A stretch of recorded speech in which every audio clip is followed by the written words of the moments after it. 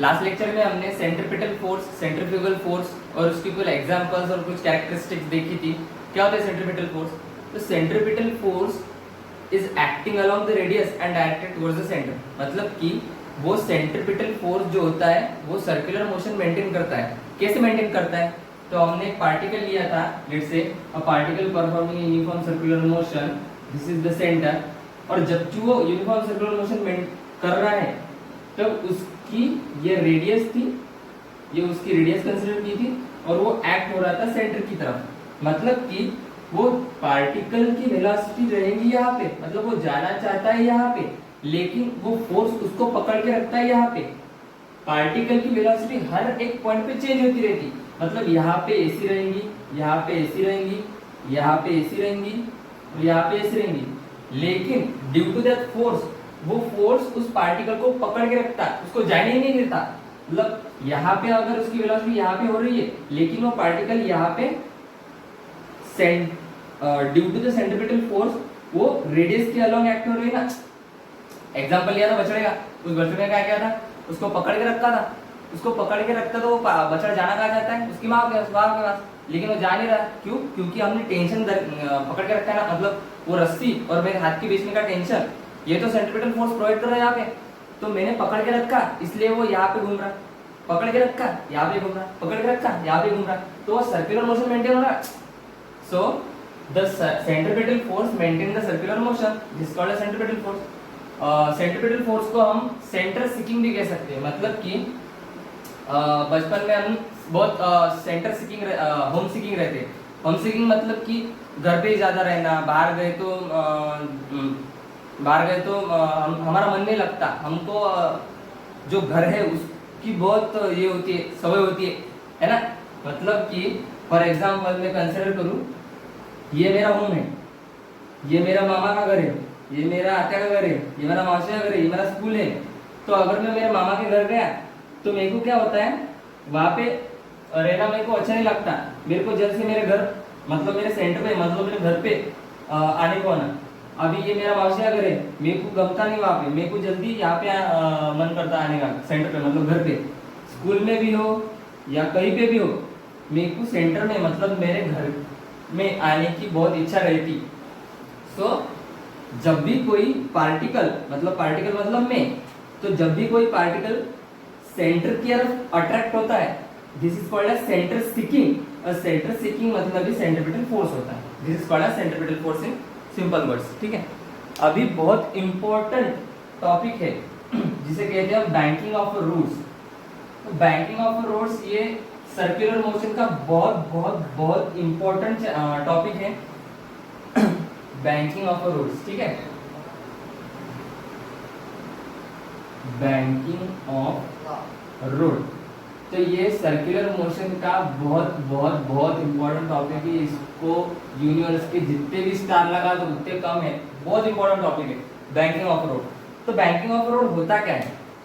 Basically हम देखते हैं, जब भी कोई व्हीकल, मतलब कोई कार या कोई टू व्हीलर रहेगी, वो जब कर्व रोड पे ट्रैवल करेगी, कर्व रोड मतलब कैसा, ऐसा घूमने वाला। जब भी कोई व्हीकल कर्व रोड पे ट्रैवल करेगी, let's say this is the vehicle and this is the curve road, ठीक है। और इस कर्व रोड पे जब भी कोई व्हीकल ट्रैवल करना चाहती है, तो वो जो कार है, वो जो व्हीकल है, वो व्हीकल की स्पीड अगर ज्यादा होगी, मतलब कि उसकी स्पीड 150 किलोमीटर पर आवर होगी। 150 किलोमीटर पर आवर मतलब बहुत ज्यादा होती है ना। और वो बहुत ज्यादा स्पीड अगर कर्व रोड पे ट्रैवल करेगा वो व्हीकल, तो वो तो वैसे भी सेंट्रीफ्यूगल फोर्स की वजह से बाहर चला ही जाएगा। सेंट्रीफ्यूगल फोर्स क्या होता है? The force which is acting along the radius and directed away from the centre. तो ये अवे हो जाएगा ना, बाहर हो जाएगा ना, तो ये होना नहीं चाहिए। इसीलिए बैंकिंग ऑफ रोड ये कंसेप्ट दिया है। बैंकिंग ऑफ रोड में क्या होता है, जो outer edge of the road होता है, मतलब कि ये वाला सरफेस, ये वाला इधर वाला एज होता है, तो इधर वाला जो एज होता है वो अपर एज पर, मतलब उसका एलिवेशन अपर एज पर किया जाता है with respect to inner road. मतलब कि जब भी कोई व्हीकल सर्कुलर मोशन मतलब कर्व रोड पे ट्रैवल करेंगी, ये कोई व्हीकल अगर कर्व रोड पे ट्रैवल करेंगी तो उसका जो outer edge of the road होगा ना वो थोड़ा सा इंक्लाइन होगा, मतलब कि 3D में दिखाया जाए तो कुछ इस तरह से होगा। मतलब ये एज है ना ये थोड़ा अपर की तरफ इंक्लाइंड है। अगर ये थोड़ा अपर की तरफ इंक्लाइन होगा तो इसकी मैक्सिमम स्पीड भले ही कितनी भी ज्यादा हो तो ये थोड़ी कंट्रोल में तो रहेंगी। मतलब कि यहाँ से जितनी भी स्पीड में गए तो सेंट्रीफ्यूगल फोर्स की वजह से वो बाहर फेंकने नहीं चाहिए। इसे कहते हैं banking of a road. For the safety speed of a vehicle the road surface kept inclined.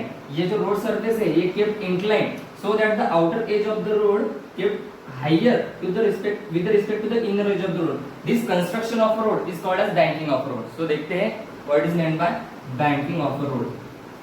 Okay, banking of a road.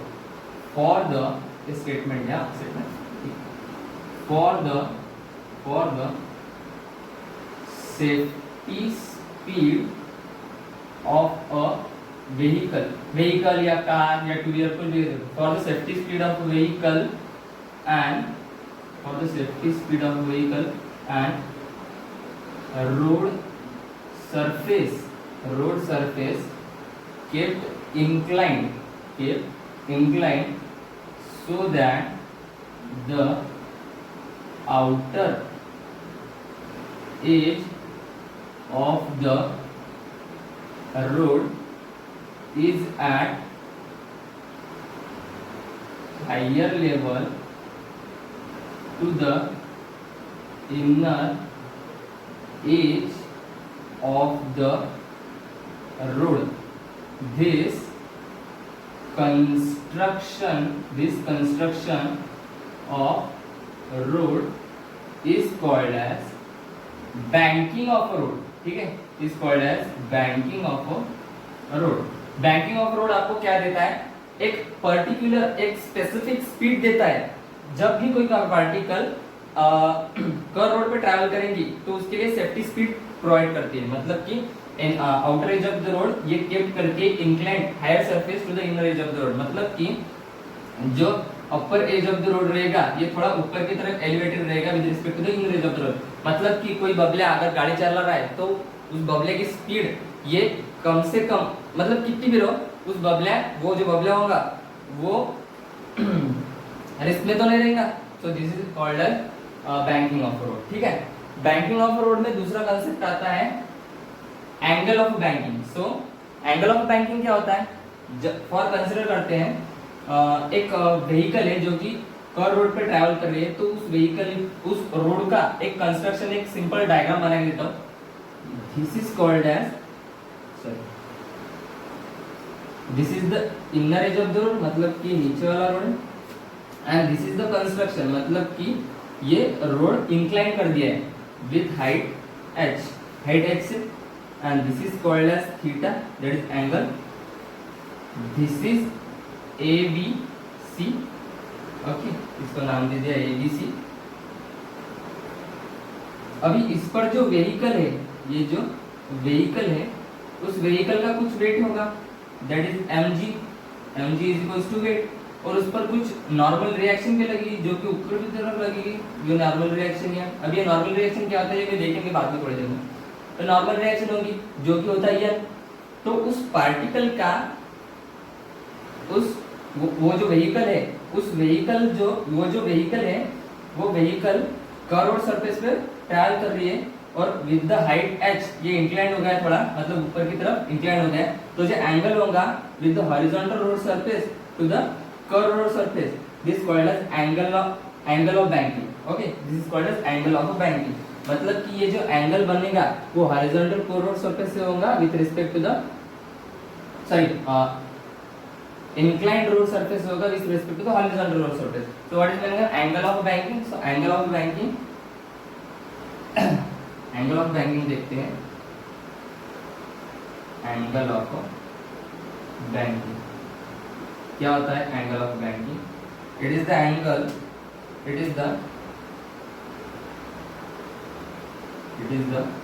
angle made by the horizontal road surface to the bank road surface। ठीक है, ये angle होता है, कौन सा angle होता है? Horizontal road surface से बैंक रोड सरफेस के बीच में का जो एंगल होता है वो थीटा, उसे कहते हैं हम एंगल ऑफ बैंकिंग। ठीक है, अभी नॉर्मल रिएक्शन क्या होता है, हमें जो एक्सप्रेशन डिराइव करना है, अभी बहुत इंपॉर्टेंट ऐसा एक्सप्रेशन है इसके लिए। ये जो व्हीकल है, ये व्हीकल अगर कर्व रोड सरफेस पे जा रही है तो उसके लिए v क्या रहेगा? v मतलब वेलोसिटी। तो उसकी वेलोसिटी कितनी रहनी चाहिए? मैक्सिमम वेलोसिटी, ताकि वो व्हीकल इतनी मैक्सिमम स्पीड से उस कर्व रोड से जा सके। तो उसकी मैक्सिमम वेलोसिटी क्या रहेगी? v मैक्स उसके लिए क्या रहेगा? ये अपन को डिराइव करना है। लेकिन वो डेरिवेशन प्रूव करने के लिए, वो एक्सप्रेशन प्रूव करने के लिए हमें कंसेप्ट की बहुत जरूरत पड़ेगी, जिसका नाम है coefficient of friction, that is frictional force. तो फ्रिक्शनल फोर्स क्या होता है? आपने बचपन में फुटबॉल तो बहुत खेला होगा। फुटबॉल बड़ा वाला बॉल रहता है, वो उसको लाची मारना फुटबॉल। तो वो फुटबॉल अगर आपने बचपन में बहुत खेला होगा तो क्या होगा? आपने देखा होगा कि एक पर्टिकुलर डिस्टेंस पे हमने अगर रात मारी उस बॉल को, तो एक पर्टिकुलर डिस्टेंस पे वो बॉल जाके रुकती है, कहीं पे तो रुकती है। तो वो रुकना, that is called as resistance provided by the surface, inner surface. और कंसीडर करते हैं ये सरफेस है, A B will be the surface, और ये बॉल है, इस बॉल को हमने यहाँ से धक्का दे दिया, तो ये बॉल यहाँ तक तो जाएंगी, लेकिन कहीं तो भी किसी डिस्टेंस पर यहाँ वो बॉल रुक जाएगी। अभी ये मोशन में, लेकिन अभी ये स्टैटिक है, एक जगह पर खड़ी है। लेकिन ऐसा क्यों होता है? इसके बीच में का कंसेप्ट क्या है? कोई व्हीकल अगर यूनिफॉर्म सर्कुलर, अब जान लो वो बाद में देखते हैं, पहले देखते हैं कि ये मोशन में जो पार्टिकल है ये यहाँ पे जाके रुका कैसे। कोई भी पार्टिकल होता है, कोई भी बॉडी होती है जो एग्जिस्ट करती है ऑन द अर्थ, वो पार्टिकल, वो body, that object will be try to stay in its actual position. मतलब कि वो पार्टिकल उसके एक्चुअल पोजीशन में रहने की कोशिश करेगा। जब भी कोई पार्टिकल, फॉर एग्जांपल ये बॉल है, अगर इस बॉल को हमने धक्का दे दिया तो ये अभी यूनिफॉर्म मोशन में, ये अभी इसके यूनिफॉर्म मोशन में, और ये इसकी मोशन ब्रेक नहीं करना चाहता, वो उसके मोशन में रहना चाहता है, कॉन्स्टेंटली उसके मोशन में रहना चाहता है, लेकिन उसे वो रहने नहीं देता। कौन रहने नहीं देता? तो इन दोनों के बीच में का जो फ्रिक्शन होता है, ये जो दो मतलब कौन? ये बॉल और ये रोड सरफेस, है ना, ये बॉल और रोड सरफेस के बीच में का जो फोर्स होता है, that is called as frictional force. वो उसको वैसे रहने नहीं देता, वो उसको रेजिस्ट करता है। It opposes the relative motion. और कंसीडर करते हैं ये दो ऑब्जेक्ट्स है, this is the first object and this is the second object. इसे करेंगे बी, ऐसे करेंगे बी। अगर ये ए यहाँ पे जाने की कोशिश कर रहा है, यहाँ से धक्का दे दिया मैंने, यहाँ पे जाने की कोशिश कर रहा है, तो ये जो बी है ना, बी, ये इसको अपोज में एक फोर्स अप्लाई करेगा इसके ऊपर, यहाँ पे सरफेस पे, that is called as force of friction. और ये फोर्स ऑफ फ्रिक्शन ये अपोजिट डायरेक्शन में एक्ट करेगा, जबकि ये ए जो है ये यहाँ पे जा रहा है। समझ में आ रहा है क्या? ए अगर यहाँ पे जाने की कोशिश करेगा तो बी उसके अपोज में फोर्स अप्लाई करेगा, that is called as friction.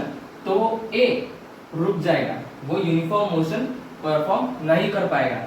ठीक है, this is called as friction. अब ये फ्रिक्शन होता कैसे? तो ये फ्रिक्शन होता है कोएफिशिएंट ऑफ फ्रिक्शन की वजह से, मतलब म्यू। ये म्यू जो है इसे कहते हैं कोएफिशिएंट ऑफ फ्रिक्शन। ये कोएफिशिएंट ऑफ फ्रिक्शन की वजह से ये फोर्स ऑफ फ्रिक्शन फॉर्म होता है। ठीक है, तो ये जो फोर्स ऑफ फ्रिक्शन होता है ये डिपेंड करता है नॉर्मल रिएक्शन पे। अभी नॉर्मल रिएक्शन क्या होती है वो भी समझते हैं। नॉर्मल रिएक्शन फॉर कंसीडर, ये व्हीकल हमने कंसीडर की, जान दो ना, ऐसे कंसीडर करते हैं। ये सर यहाँ पे देखिए, ये एक ऑब्जेक्ट है, ये ऑब्जेक्ट बी के ऊपर स्टे कर रहा है, तो इस ऑब्जेक्ट का कुछ वेट भी होगा। और लेट से consider mg with the weight of that object, A object. तो अगर उस बॉडी का ऑब्जेक्ट का वेट mg होगा तो अगर वो ऑब्जेक्ट नीचे की तरफ एक फोर्स अप्लाई कर रही है that is weight, that is mg, तो वो जो सरफेस है वो सरफेस भी ऊपर की तरफ एक फोर्स अप्लाई करता है that is called as normal reaction, normal reaction force. मतलब है कोई भी पार्टिकल अगर हमने प्लेस कर दिया एक के ऊपर तो वो उसका कुछ वेट होगा, weight means w that is mg, तो वो mg नीचे की तरफ डायरेक्ट होगा। तो उसको बैलेंस करने के लिए, नेट फोर्स रखने के लिए, नेट बैलेंस जीरो रखने के लिए वो उसको ऑपोजिट डायरेक्शन में एक फोर्स अप्लाई करेगा that is called as normal reaction. ठीक है, फॉर लेट से ये नहीं बहुत भारी हो जाएगा, ये डंबल है, ठीक है, ये डंबल बहुत भारी है, 8 किलो का है। अगर ये डंबल मेरे हाथ के ऊपर फोर्स अप्लाई कर रहा है, मतलब इसका कोई वेट है W इक्वल टू mg, अगर ये फोर्स अप्लाई कर रहा है नीचे की तरफ तो मेरे हाथ भी है ना उसको नेट चेंज, मतलब उसको बैलेंस करने के लिए मेरे हाथ भी ऊपर की तरफ एक फोर्स अप्लाई कर रहे हैं that is called as normal reaction. अगर मैंने छोड़ दिया, अभी नहीं छोड़ूंगा, लेकिन अगर मैंने छोड़ दिया तो ये मेरे हाथ ही ऊपर की तरफ जाने की कोशिश करेंगे, मतलब डायरेक्ट ऐसे अप्लाई रिएक्ट करेंगे ऊपर की तरफ जाने के लिए। This is called as normal reaction. Let's say consider करते हैं ये पाउडर का डब्बा है, ये कंसीडर करते हैं बहुत हाई वेटेड है, 10 किलो का है, तो ये इसकी बॉडी का वेट, इसकी बॉडी का कुछ तो वेट होगा, उसकी बॉडी का वेट क्या होगा W इक्वल टू mg, तो ये नीचे की तरफ डायरेक्ट करेगा, तो मेरा हाथ भी ऊपर की तरफ से एक नॉर्मल रिएक्शन लगाएगा, मतलब कि अगर मैंने गिरा दिया तो मेरा हाथ ऊपर की तरफ चला गया, मतलब ही मेरा हाथ भी एक फोर्स अप्लाई कर रहा है that is called as normal reaction. So this is called as normal reaction. तो वो जो नॉर्मल रिएक्शन होता है ना वो हमेशा ऊपर की तरफ रखता है, परपेंडिकुलर लगता है, ठीक है। तो अभी वापस आ रहे टॉपिक पे, फोर्स ऑफ फ्रिक्शन क्या होता है। तो फोर्स ऑफ फ्रिक्शन डिपेंड्स करता है नॉर्मल रिएक्शन पे। अगर मैंने डिपेंड करता है मतलब कांस्टेंट, यहाँ पे डिपेंड्स का साइन आ जाएगा। तो अगर फोर्स ऑफ फ्रिक्शन डिपेंड करता है n के ऊपर, तो ये अगर निकाल दिया हमने तो यहाँ पे इज इक्वल्स टू कुछ तो भी कांस्टेंट आ जाएगा और यहाँ पे n आ जाएगा, तो कुछ तो भी कांस्टेंट का मतलब ही म्यू होता है। समझ रहे आ रहा है क्या? एकदम जो कांस्टेंट आहे ना तेच म्यू आहे आणि म्यू काय आहे कोएफिशिएंट ऑफ फ्रिक्शन। आता स्पायलर बघा कोएफिशिएंट ऑफ फ्रिक्शन, तो जो कोएफिशिएंट ऑफ फ्रिक्शन काय असते की जे अपोज करते बॉडीले, when a particle is moving और when a ball is moving on the surface then it opposes the motion, relative motion, ठीक है। so this is all about the friction और coefficient of friction। so अभी हमें बहुत important ऐसा derivation पहले कहा था मैंने, बहुत बहुत बहुत important है, इसको यूनिवर्स की कितने भी स्टार लगा दो, ये बहुत important टॉपिक है। हमें देखना है expression for maximum speed of vehicle moving along the curve road surface, ठीक है। कंसीडर क्या है हमारा topic, expression for maximum safety speed of vehicle moving along the curved road surface, ठीक है। Maximum safety speed of vehicle moving curve road surface. Consider करते हैं एक व्हीकल है जो कि ऐसे कर्व रोड पे ट्रैवल कर रही है। Consider this vehicle moving around this curve road, ठीक है। ऐसे कर्व रोड पे एक व्हीकल ट्रैवल कर रही है, उस व्हीकल से सेंटर की तरफ का जो डिस्टेंस होगा उसे कहेंगे हम रेडियस r, ठीक है। और उसका कुछ एक्सेलरेशन भी होगा, व्हीकल का कुछ एक्सेलरेशन होगा ना, और एक्सेलरेशन क्या होगा v square upon r। Acceleration क्या देखा था हमने, सेंट्रीपिटल एक्सेलरेशन।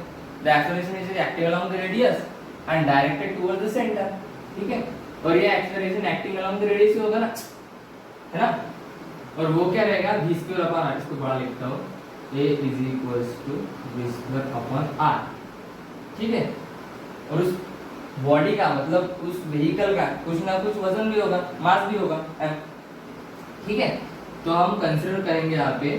अभी फिजिक्स में क्या होता है, जब भी हम कोई एक्सप्रेशन डिराइव करने जाते हैं तब दो चीजें बहुत इंपॉर्टेंट होती है यहाँ पे। पहला पॉइंट हमेशा कंसिडर का रखना चाहिए, दूसरा पॉइंट हमेशा लेट का रखना चाहिए। पहला पॉइंट कंसिडर का, दूसरा पॉइंट लेट का। हमारे टीचर पढ़ा देते हैं ऐसे हमको, पहला पॉइंट कंसिडर का, दूसरा पॉइंट लेट का, पहला पॉइंट कंसिडर का, दूसरा पॉइंट लेट का। तो यहाँ पे पहला पॉइंट क्या आएगा होगा, कंसिडर का। तो consider a vehicle, consider a vehicle moving along the horizontal road. Consider a vehicle moving along the horizontal road. घूम रहे हैं ना यहाँ पे, horizontal curve road कर रहे हैं ना, तो consider a vehicle moving along the horizontal curve road. With the mass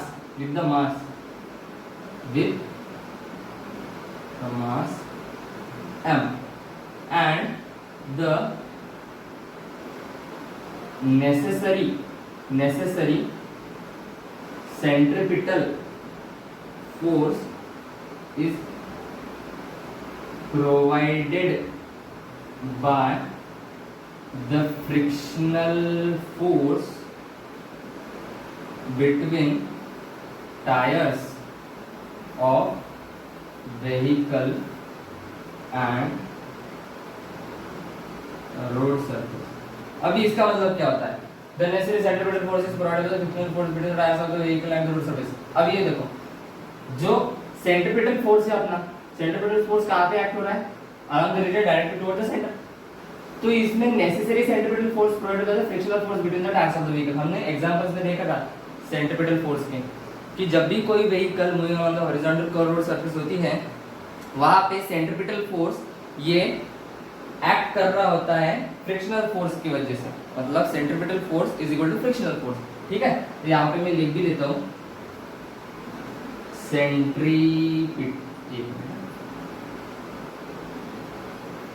centripetal force is equal to frictional force. ठीक है, सेंट्रिपेटल फोर्स से फ्रिक्शनल फोर्स का काम कर रहा है। ओके, नाउ अभी दूसरा पॉइंट क्या है, लेट का। पहला पॉइंट का झटका, दूसरा पॉइंट लेट का। लेट में क्या हमें बताना है कि आर क्या है, R be the radius of curvature of road. R क्या है, radius of curvature of road है ना, ये अगर सेंटर होगा तो ये रेडियस ऑफ कर्वेचर होगा ना व्हीकल का, सॉरी रोड का। M be the mass of vehicle. M क्या है, व्हीकल का मास है, इसका कुछ मास भी होगा, दैट्स एम। उसके बाद जो म्यू है, वो म्यू क्या है, तो म्यू जो है उसे हम कहेंगे कोएफिशिएंट ऑफ फ्रिक्शन। म्यू जो है वो कोएफिशिएंट ऑफ फ्रिक्शन। उसके बाद म्यू हो गया, अभी वी मैक्स, ये तो बहुत इंपॉर्टेंट है। ठीक है, बड़ा मतलब दूल्हे को धुल गए, शादी में गए और दूल्हा घर पे रह गए, दुल्हन यहीं पे है। ठीक है, तो वी मैक्स क्या है, V max is the maximum safety speed of vehicle, maximum safety speed of vehicle. अभी तीसरा पॉइंट जो होता है ना, वो बहुत इंपॉर्टेंट होता है, इसकी तरफ बहुत गौर से ध्यान करना। हमें पता है नेसेसरी सेंट्रिपेटल फोर्स ये प्रोवाइड हो रहा है by the frictional force between the tyres of the vehicle. ठीक है, तो नेसेसरी सेंट्रिपिटल फोर्स कौन सा फोर्स प्रोवाइड कर रहा है, फ्रिक्शनल फोर्स। ठीक है, फ्रिक्शनल फोर्स प्रोवाइड कर रहा है। अभी सेंट्रिपेटल फोर्स क्या होता है, एम स्क्वायर अपॉन आर, पढ़ा था ना, centripetal force M square upon R होता है, is equals to frictional force क्या होता है, तो frictional force is equals to mu N होता है। अब ये म्यू एन, ये जो नॉर्मल रिएक्शन है, ये हमने कंसीडर किया था एक पार्टिकल है जिसका वेट mg नीचे की तरफ लग रहा है और इसकी जो नॉर्मल रिएक्शन है ऊपर की तरफ लग रही है। अगर ये नॉर्मल रिएक्शन ऊपर की तरफ लग रही है और mg नीचे की तरफ लग रहा है, मतलब ये दोनों बैलेंस है।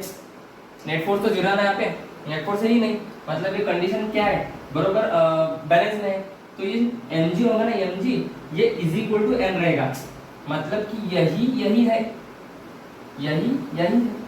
सो फोर्स ऑफ फ्रिक्शन क्या होगा, दैट इज म्यू n, मतलब म्यू mg, ठीक है। यहाँ से mm get cancel, that is v square upon r is equals to mu g। यहाँ से v स्क्वायर क्या होगा, तो v स्क्वायर होगा म्यू r g। यहाँ से v क्या होगा, तो v होगा under root mu r g। ये हो गया अपना expression for maximum safety speed of vehicle moving on the curve road है ना, हाई स्पीड। अपन का डेरिवेशन मिल गया है, मतलब कि v max मतलब कि maximum safety speed of vehicle moving on this is the expression, ठीक है। तो हमें क्वेश्चन पूछा जाता है कि maximum safety speed of vehicle when moving on the curve road वो डिपेंड किस पे ऊपर करती है, तो डिपेंड करती है वो म्यू पर, r पर, g पर। इट डिपेंड्स ऑन ये डिपेंड किसके ऊपर करती है, पहला coefficient of friction, coefficient of friction पर करेगी, मतलब ही म्यू पर करेगी। दूसरा acceleration due to gravity, acceleration due to gravity. और तीसरा वो रेडियस के ऊपर भी, रेडियस ऑफ कर्वेचर के ऊपर भी डिपेंड करेगी। और चौथा nothing but the mass of the vehicle, mass of the vehicle के मास के ऊपर भी डिपेंड करेंगे, मतलब कि जितना ज्यादा मास व्हीकल का उतनी ज्यादा उसकी maximum safety speed of vehicle, ठीक है। सो this is the expression for maximum safety speed of vehicle. Now अभी इस ये maximum safety speed of vehicle था। एक minimum safety speed of vehicle मतलब कि optimal safety speed of vehicle, मतलब कि मिनिमम सेफ्टी स्पीड कितनी रहनी चाहिए, एक्सीडेंट होना नहीं चाहिए, इसलिए मिनिमम सेफ्टी स्पीड कितनी होनी चाहिए, उसके लिए भी एक एक्सप्रेशन डिराइव करना है। ये थोड़ा छोटा था, वो उससे डबल है, मतलब कि बहुत बड़ा है, 3-4 पेज का तो होगा, तो उसके लिए हमें डिराइव करना है। ये लिखते हैं।